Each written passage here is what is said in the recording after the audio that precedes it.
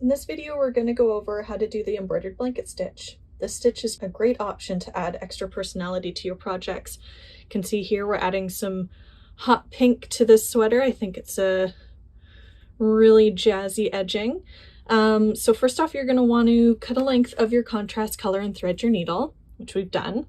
And you can see here that I've already started the stitch. We're going to continue. So the stitch, once you get going, it's quite easy.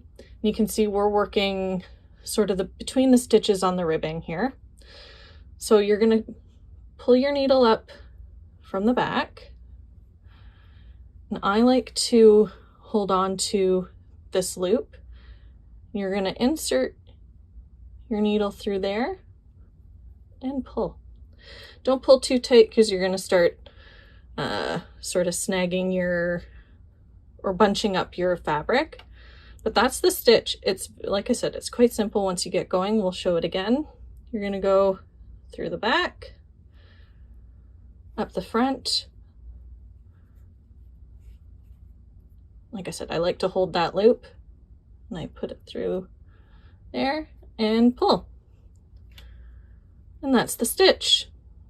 Like I said, this is called the blanket stitch for embroidery. I'll do this one more time. Hold that loop. And there you have it.